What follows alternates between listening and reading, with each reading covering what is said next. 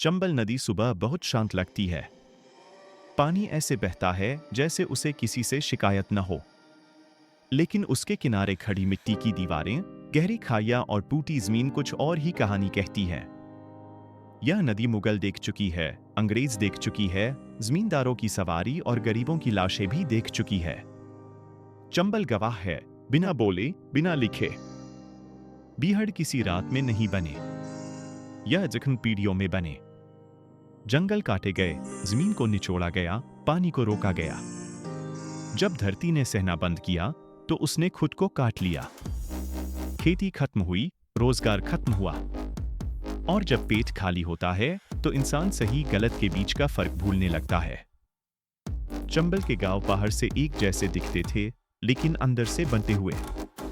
एक तरफ बड़े घर, दूसरी तरफ कच्ची झोपड़ियां। एक कुआं जहां सब जा सकते थे और एक जहां कुछ को रोका जाता था।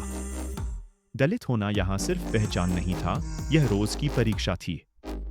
चमार, वाल्मीकि, कोली ये नाम पुकार नहीं, अपमान बन चुके थे। एक दिन कोई बड़ा हादसा नहीं हुआ। हर दिन छोटे छोटे जुल्म हुए। खेत छीना गया, मजदूरी रोकी गई, बहन को गाली दी गई। जब शिकायत लेकर थाने गए तो दरवाजा बंद मिला। अदालत पहुंचना सपने जैसा था।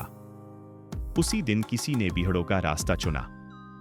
डकैत बनने का फैसला एक रात में नहीं होता, यह रोज टूटने की आखिरी हद होती है।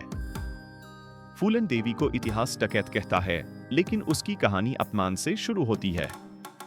पान सिंह तोमर देश के लिए दौड़ा, लेकिन इंसाफ के लिए उसे बंदूक उठानी पड़ी। चंबल में कई बागी अपराधी थे, लेकिन कुछ इंसाफ की तलाश में भटके हुए लोग भी थे।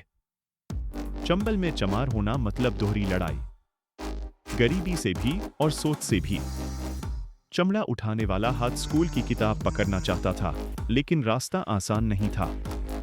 अंबेडकर की तस्वीर किसी झोपड़ी की दीवार पर लगी और पहली बार किसी ने कहा, तुम बराबर हो। यही वाक्य सबसे बड़ा विद्रोह बना। नेताओं ने चंबल को वोट बैंक की तरह देखा, कभी डर से, कभी जाति से। बंदूक और भाषण साथ साथ चले। विकास हमेशा अगले चुनाव तक टलता रहा। जब बागियों ने हथियार रखे, तब चंबल ने राहत की सांस ली। कोई किसान बना, कोई मजदूर। सब सफल नहीं हुए, लेकिन हिंसा का चक्र टूटा। आज चंबल में मोबाइल नेटवर्क है, कॉलेज हैं, सपने हैं। लेकिन बीहड़ अभी भी खड़े हैं, याद दिलाने के लिए कि अगर इंसाफ समय पर न मिले तो इतिहास दोहराया जाता है। चंबल कोई बदनाम इलाका नहीं, यह भारत का आईना है। बीहड़ मिट्टी में नहीं थे, समाज में थे। चंबल को डर से नहीं, समझ से देखिए। यह डकैतों की नहीं, संघर्ष से बदलाव तक की कहानी है।